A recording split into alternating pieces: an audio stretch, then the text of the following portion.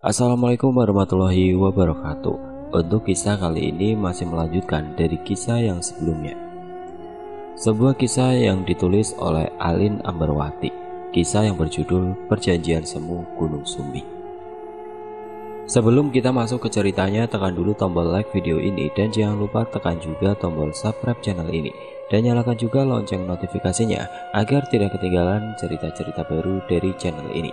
Dan seperti apa untuk kelanjutan kisah ini, langsung saja kita simak berikut ini. Setelah sampai di posko kedua, Lesmana pun bergegas untuk mengambil sesajen di dalam ranselnya dan langsung melakukan ritual tepat di dekat tanda yang ada di posko kedua. Lesmana nampak begitu konsentrasi dalam ritual tersebut. Dari kejauhan, Adi melihat sosok yang terlihat begitu menyeramkan. Sosok itu berdiri tepat di belakang Lesmana.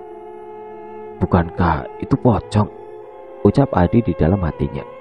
Adi pun mencoba untuk memastikan sosok menyeramkan itu apa benar pocong atau bukan. Adi mendekat ke tempat di mana Lesmana sedang berkonsentrasi melakukan sebuah ritual. Tanpa ingin mengganggu Lesmana, Adi pun berjalan pelan untuk memastikannya. Dan benar saja, setelah Adi melihatnya lebih dekat, sosok itu benar-benar pocong. Sosok itu nampaknya mengetahui keberadaan Adi yang semakin mendekat ke arah Lesmana. Sosok itu pun langsung mengarahkan wajah menyeramkannya ke hadapan Adi. "Astagfirullahaladzim!"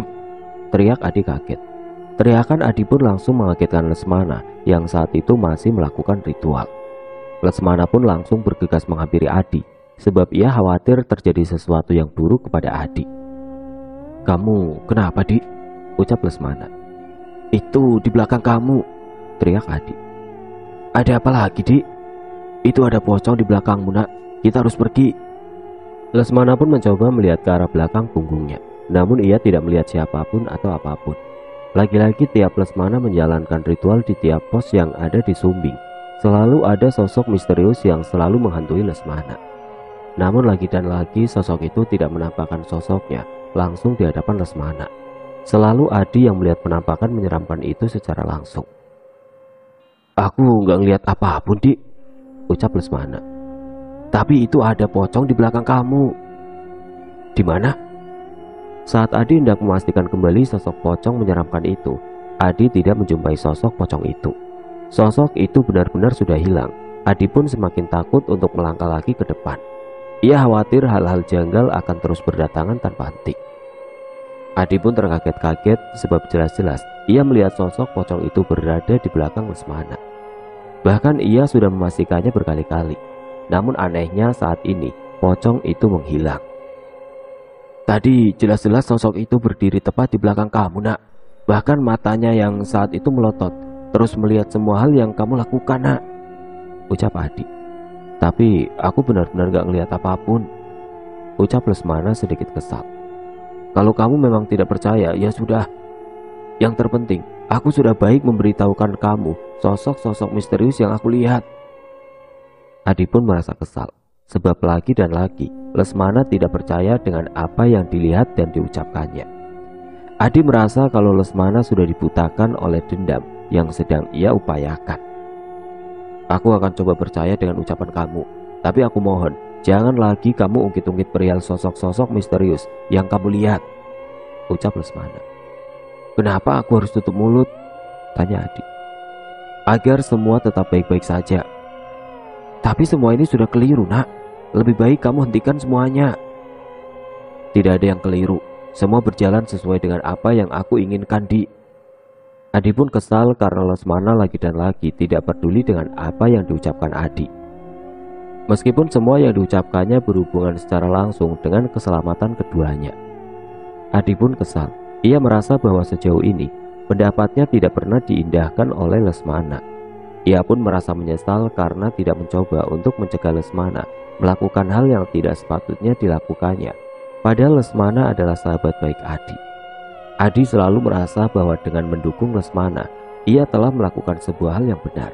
Namun pada kenyataannya, yang dilakukan oleh Lesmana adalah sebuah kekeliruan. "Kalau sejak awal aku sadar bahwa apa yang kamu lakukan adalah sebuah kesalahan, tentu aku tidak akan mendukungmu sedikit pun," ucap Adi.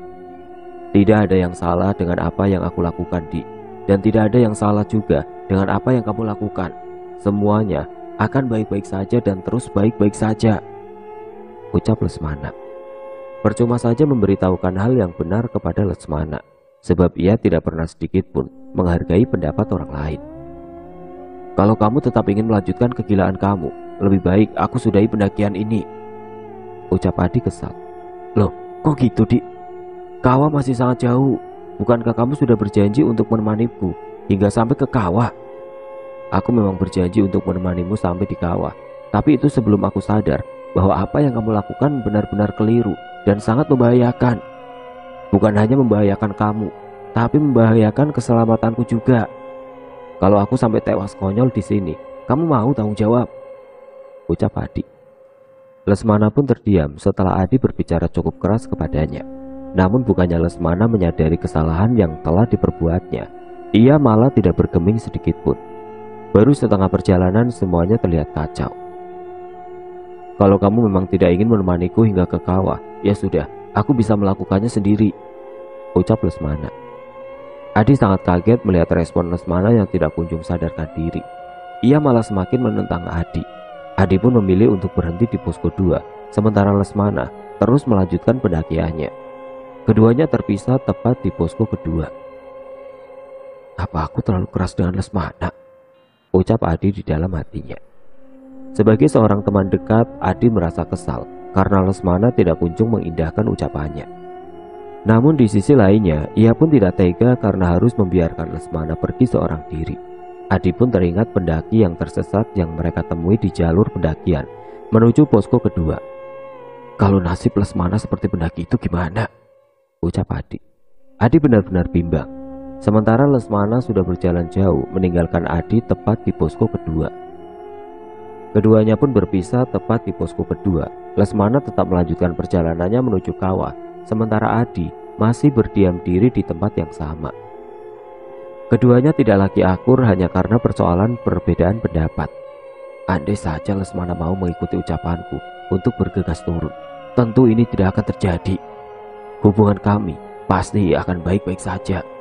Di sisi lain, Lesmana terus menggerutu karena ia menganggap Adi ingkar. Sebab ia tidak mau melanjutkan pendakian bersamanya, sedangkan tujuan Lesmana belum tuntas di kawah Gunung Sumbing. Lesmana pun tetap nekat pergi seorang diri. Ia menepiskan segala ketakutannya tentang hal-hal buruk yang mungkin saja bisa menimpanya. Kalau nanti aku sudah jadi kaya dan sudah berhasil membalaskan dendamku, aku tidak ingin lagi berteman dengan Adi, ucap Lesmana kesal. Lesmana pun terus melanjutkan pendakian hingga petang pun perlahan-lahan mulai datang. Ia pun mengambil senter di dalam ranselnya sebagai penerangan. Tekadnya sudah benar-benar bulat.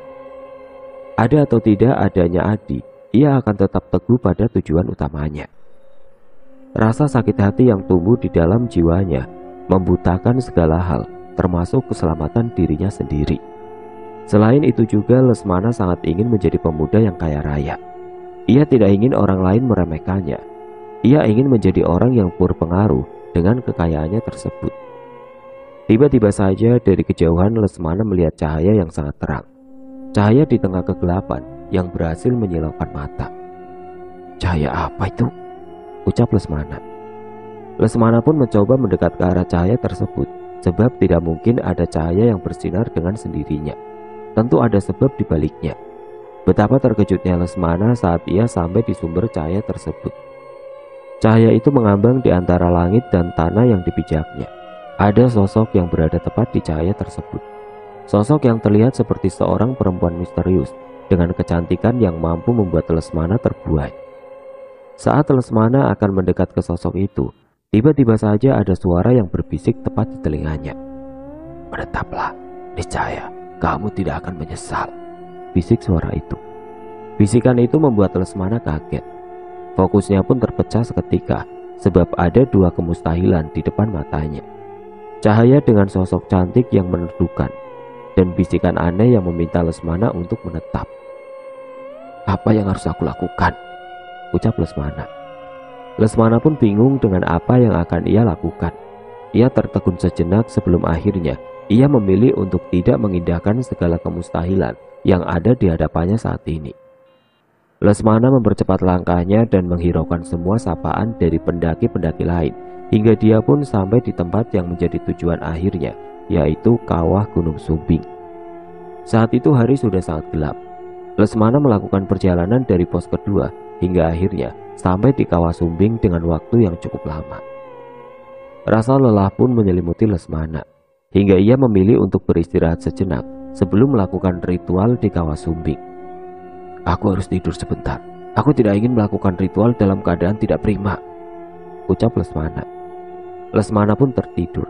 Di dalam lelapnya tersebut, Lesmana bermimpi mengalami kejadian yang sangat aneh.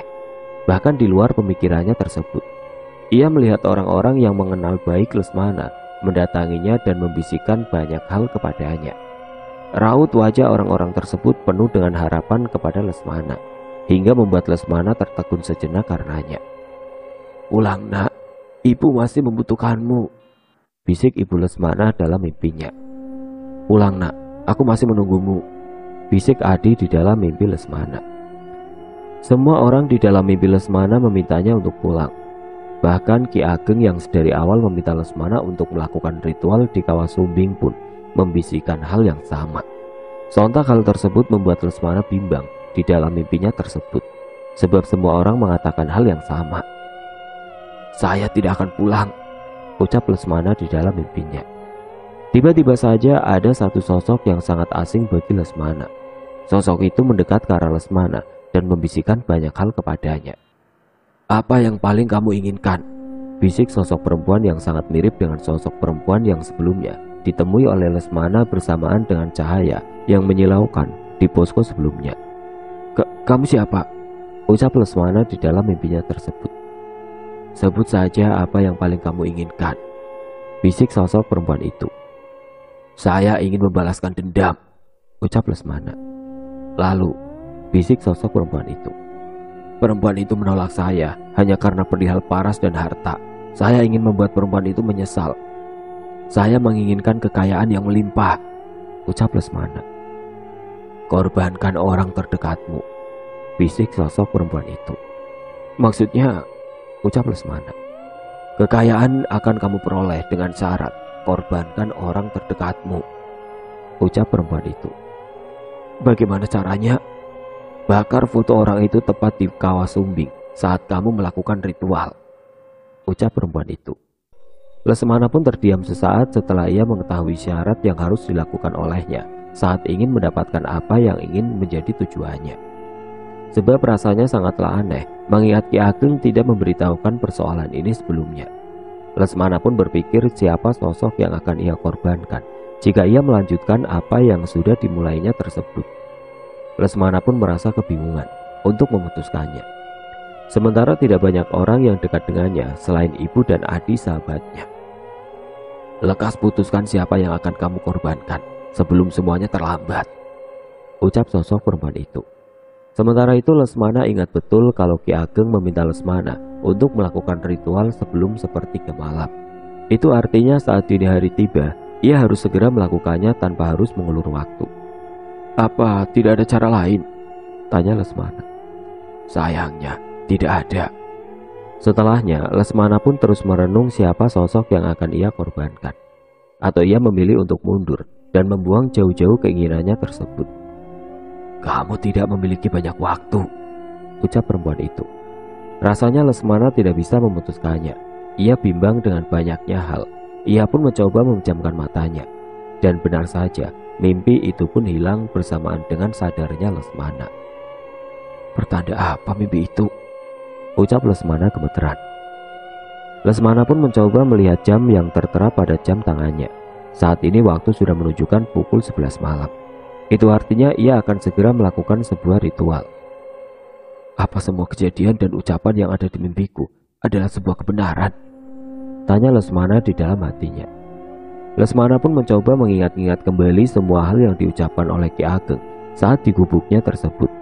Ki Ageng tidak meminta Lesmana untuk menyiapkan tumbal. Ia hanya meminta Lesmana untuk melakukan ritual dan mengikuti semua hal yang ada di dalam mimpinya. Namun Lesmana mengalami mimpi aneh 2 kali.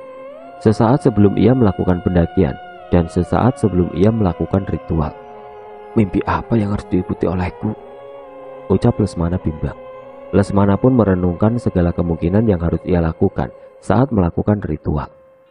Mimpi dan sebuah keharusan, itu artinya ia harus mengikuti segala hal yang ada di dalam mimpinya tersebut.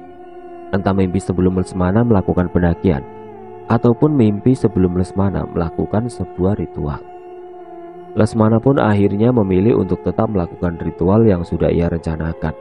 Namun sebelumnya, ia memikirkan siapa sosok yang akan dikorbankannya sebagai persyaratan yang harus dipenuhi olehnya. Siapa yang harus aku korbankan? Ucap Lesmana di dalam hatinya. Ia pun kemudian mengingat kembali sosok Adi. Terlintas di dalam pikirannya untuk mengorbankan Adi, alih-alih mengorbankan ibunya sendiri. Sebab Lesmana sangat menyayangi ibunya dan ia hanya memiliki sosok ibu di dalam hidupnya.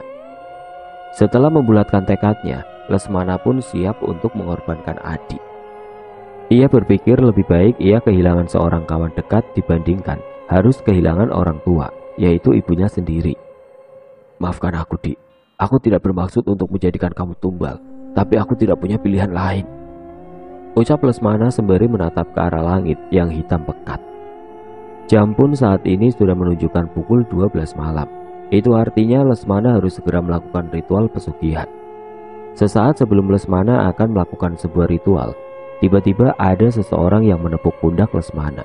Lesmana pun berbalik ke arah seseorang yang menepuknya tersebut.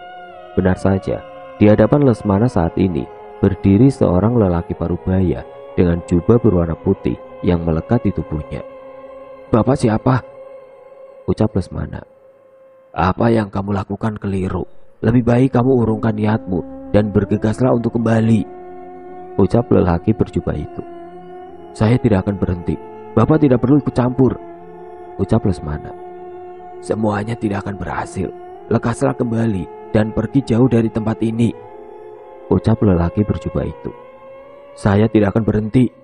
Lesmana pun memilih untuk pergi menjauh dari lelaki berjubah itu. Ia memilih untuk melakukan ritual di sisi kawah yang lainnya. Sementara lelaki berjubah itu terus menatap ke arah Lesmana, seakan-akan dia sudah mengetahui hal buruk yang kemungkinan akan terjadi jika Lesmana tetap melanjutkan ritualnya tersebut. Aku harus menghindar dari orang itu, ucap Lesmana. Saat Lesmana berusaha menghindar dari lelaki berjubah itu, tiba-tiba saja turun gerimis. Lesmana pun kebingungan, sebab ia harus segera melakukan ritual. Sementara ia tidak mungkin melakukan ritual di tengah gerimis yang turun. Lesmana pun akhirnya memilih untuk menunggu hujan reda, mengingat ia memiliki waktu sampai jam 3 pagi untuk melakukan ritual. Lebih dari waktu yang telah ditentukan, maka ia akan gagal dan tidak bisa mendapatkan apa yang diinginkannya. Lesmana pun membangun tenda tidak jauh dari kawah sumbing. Proses pembangunan tenda milik Lesmana tidaklah mudah, sebab angin berembus begitu kencang hingga membuat Lesmana pun kesulitan. Setelah 1 jam, Lesmana pun akhirnya berhasil membangun tenda, meskipun tubuhnya sudah basah karena gerimis yang turun di kawah sumbing. Akhirnya jadi, ucap Lesmana. Lesmana pun bergegas untuk masuk tenda dan mengganti pakaiannya yang sudah basah. Setelahnya Lesmana pun memikirkan ritual yang akan dilakukannya. Ia berpikir jika gerimis tidak kunjung reda, ia akan nekat melakukan ritual sesuai dengan rencana yang telah disusunnya sedari awal. Tekad Lesmana benar-benar bulat. Ia tidak ingin ada satu hal pun yang menggagalkan rencananya untuk melakukan ritual sesuai keinginannya tersebut. Sebab ia berpikir bahwa ia sudah bertindak sejauh ini. Ia sudah melakukan ritual di gubuk milik Ki Ageng, dan ini adalah ritual terakhir yang harus dilakukannya. Sehingga Lesmana pun tidak ingin mundur. Ia ingin menuntaskan semuanya. Sembari beristirahat di dalam tenda, Lesmana pun mengingat kembali kebaikan yang telah Adi berikan kepadanya. Lesmana berpikir apa ia akan tega menjadikan Adi sebagai tumbal atau ia akan mundur. Ia terus memikirkan sosok Adi sembari merenung. Di sisi lain, Adi pun memilih untuk mengejar Lesmana meskipun ia sudah ditinggalkan oleh Lesmana sebelumnya. Meski ia merasa kecewa karena Lesmana enggan untuk mengikuti ucapannya. Namun ia tidak tega membiarkan Lesmana seorang diri di sumbing. Terlebih lagi ia tahu bahwa ada bahaya yang mengintai Lesmana atas perjanjiannya dengan Sang Dewi, penghuni kawah sumbing yang diyakininya akan mengabulkan keinginannya untuk menjadi orang yang sangat kaya melalui sebuah ritual tepat di Kawah Sumbing. Adi tidak tahu jika Lesmana harus mengorbankan seorang tumbal untuk mendapatkan keinginannya tersebut. Sebab sebelumnya Lesmana tidak menceritakan tentang hal tersebut kepada Adi. Bahkan Ki Ageng pun tidak memberitahukan perihal tumbal. Sebab sependek yang Adi tahu, bahwa Lesmana akan mendapatkan informasi tentang keinginannya tersebut melalui mimpi. Namun Adi sedikit ragu dengan semua hal yang berkaitan dengan ritual yang akan dilakukan oleh Lesmana nantinya. Meski demikian, Adi pun tetap ingin mengejar Lesmana. Ia tidak tahu kalau Lesmana akan menjadikannya tumbal untuk ritual yang segera dilakukannya. Aku harus mengejar Lesmana. Aku tidak ingin dia melakukannya sendirian. Kalau terjadi hal buruk, tidak akan ada yang menyelamatkannya, ucap Adi. Meskipun Adi tidak terlalu paham dengan jalur pendakian menuju Kawah Sumbing, namun ia memiliki peta jalur pendakian yang diperolehnya dari posko pendaftaran. Peta tersebut bisa ia jadikan patokan untuk bisa sampai ke Kawah Sumbing tanpa adanya drama tersesat ataupun drama-drama lainnya. Adi pun bergegas untuk melanjutkan perjalanannya, menyusul Lesmana. Ia berjalan sembari memikirkan nasib Lesmana. Ia tidak ingin Lesmana mengalami nasib buruk seperti pendaki yang tersesat sebelumnya, atau mungkin nasib-nasib yang lebih parah dari nasib pendaki yang tersesat sebelumnya. Menurut Adi, Lesmana telah melakukan perjanjian semu yang tidak seharusnya ia lakukan. Sedari awal saat Lesmana mengatakan bahwa ia akan membalas dendam dengan cara yang buruk, Adi sangat ingin melarangnya. Namun baru berucap 1-2 kalimat, Lesmana enggan menerima masukan dari Adi. Ia merasa Adi tidak tahu banyak hal, sebab Lesmana berpikir bahwa usianya jauh lebih tua dibandingkan Adi, sehingga ia merasa jauh lebih paham dengan dirinya sendiri dibandingkan dengan orang lain. Meskipun itu kawan dekatnya sendiri. Sepanjang perjalanan Adi hanya fokus kepada Lesmana. Ia pun berjalan dengan begitu cepat. Tidak ada hal janggal yang terjadi saat dia melakukan perjalanan. Sangat berbeda ketika dia berjalan beriringan dengan Lesmana yang kerap kali mengalami hal janggal selama perjalanan menuju Kawah Sumbing. Saat Adi sedang berjalan, tiba-tiba saja Adi dihampiri oleh sosok lelaki parubaya berjubah putih. Sosok yang sangat mirip dengan sosok yang menghampiri Lesmana saat Lesmana berada di Kawah Sumbing. "Pulanglah nak," ucap sosok pria berjubah itu. "Bapak siapa?" "Pulang nak, sebelum kamu terlambat." "Terlambat karena apa?" "Pulang nak, jangan lanjutkan perjalananmu," ucap pria berjubah putih. Mendengar sosok pria itu terus meminta Adi untuk pulang, membuat Adi merasa bingung akan maksud yang tersirat dari ucapan pria berjubah putih itu. Bahkan Adi pun bingung dengan sosoknya. Apakah dia benar-benar manusia atau dia makhluk lain yang tinggal di Gunung Sumbing, tempatnya berpijak saat ini? Adi pun kemudian berpikir keras tentang maksud tersirat dari ucapan sosok itu. Saat Adi berpikir dengan begitu keras, sosok pria berjubah putih itu pun pergi dan tidak lama setelahnya menghilang tanpa sebab. Sontak hal tersebut membuat Adi merasa bingung. "Pak, Bapak di mana?" teriak Adi memanggil sosok pria berjubah putih. Adi pun terus mencari keberadaan sosok pria berjubah putih itu. Ia ingin menanyakan maksud dari ucapan yang pria itu lontarkan kepadanya. Namun Adi tidak berhasil untuk menemukan sosok pria berjubah putih itu. Adi pun merasa bahwa sosok itu mungkin hanya orang yang kebetulan lewat dan iseng kepada Adi dengan meminta Adi untuk bergegas pulang. Adi hanya bisa berpikir positif akan kejadian yang baru ia alami. Adi pun bergegas untuk menyusul Lesmana. Tujuan utama Adi saat ini adalah Kawah Sumbing. Namun baru beberapa waktu ia berjalan, gerimis pun datang dan membasahi tubuh Adi. Gerimis tersebut cukup deras hingga membuat Adi pun harus menghentikan langkahnya, sebab ia khawatir bisa terkena hipotermia. Adi pun berinisiatif untuk membangun tenda di jalur pendakian yang terlihat cukup landai. Hanya butuh beberapa waktu saja untuk Adi membangun tenda. Setelahnya ia pun meneduh di dalam tenda tersebut. "Semoga saja tidak sampai badai. Aku khawatir dengan Lesmana," ucap Adi. Lagi dan lagi Adi selalu mengkhawatirkan Lesmana, alih-alih mengkhawatirkan dirinya sendiri. Sebab bukan hanya Lesmana yang berjalan sendiri, Adi pun berjalan seorang diri. Adi memang sosok yang sangat setia kawan. Adi pun merasa menyesal karena sempat menaruh kecewa kepada Lesmana hingga akhirnya mereka cekcok mulut dan memilih untuk berpisah. Andai saja Adi bisa sedikit meredam egonya tentu dia dan Lesmana tidak akan berpisah seperti sekarang ini. Keduanya bisa saling menjaga satu sama lain. Di sisi lain, Lesmana sudah mempersiapkan ritualnya dan bersiap untuk mengorbankan Adi tanpa sepengetahuannya. Gerimis sudah mulai mereda. Lesmana pun bertekad untuk melakukan ritual saat ini juga.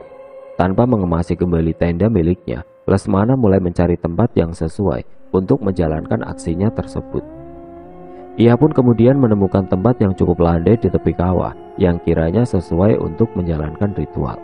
Terlebih lagi terdapat beberapa sesajen lama yang mungkin itu adalah bekas orang lain melakukan ritual serupa seperti Lesmana. Sudah bukan rahasia lagi, Kawah Sumbing memang kerap kali dijadikan sebuah ritual pesugihan bagi beberapa orang yang memiliki tujuan tidak jauh berbeda dengan Lesmana. Mungkin ini salah satu alasan mengapa Ki Ageng meminta Lesmana untuk melakukan ritual di kawah Gunung Sumbing. Lesmana pun bergegas untuk mengeluarkan semua sesajen yang sudah disiapkannya di dalam ransel. Tidak lupa ia mengeluarkan darah ayam cemani sebagai salah satu syarat melakukan sebuah ritual. Lesmana pun menyiapkan foto Adi yang kebetulan ia simpan di dalam ranselnya. Ia letakkan foto tersebut tepat di atas sesajen miliknya. Ritual pun dimulai.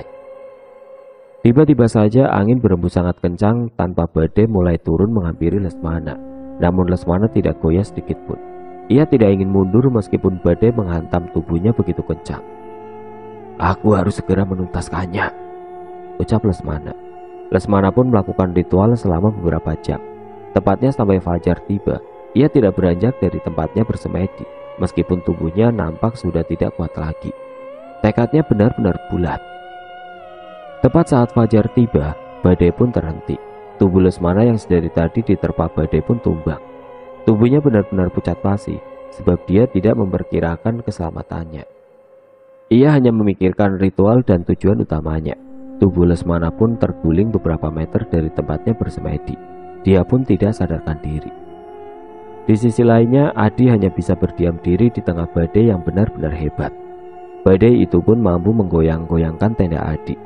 Beruntung Adi membangun tenda tersebut dengan sangat kokoh, sehingga tenda itu tidak terbang bersamaan dengan badai yang tidak kunjung reda saat itu. "Gimana keadaan Lesmana di atas sana saat badai seperti ini ya? Aku benar-benar khawatir dengan Lesmana," ucap Adi. Sepanjang waktu Adi tidak bisa memejamkan matanya. Ia terus memandangi badai yang tidak kunjung reda, sembari memikirkan keselamatan Lesmana. Adi benar-benar dihantui kecemasan yang tidak berujung. Adi tidak mungkin menerjang badai untuk bisa menyusul Lesmana di atas sana. Sebab itu terlalu berbahaya untuk keselamatan Adi sendiri. Jalur pendakian tentu sangat licin, terlebih lagi kabut yang benar-benar tebal, sangat sulit untuk ditembus. Selepas badai, "Aku harus segera menyusul Lesmana," ucap Adi. Adi bertekad untuk menemukan Lesmana bagaimanapun caranya. Ia sangat khawatir Lesmana akan terjebak di tengah badai tanpa adanya perlindungan. Terlebih lagi Adi tahu bahwa badai di atas sana mungkin saja jauh lebih hebat dibandingkan di tempatnya berpijak saat ini. Adi berharap Lesmana akan baik-baik saja. Oke teman-teman, sampai di sini dulu ceritanya. Nantikan kelanjutan kisah ini di video berikutnya. Agar tidak ketinggalan, klik tombol subscribe channel ini dan nyalakan lonceng notifikasinya. Wassalamualaikum warahmatullahi wabarakatuh.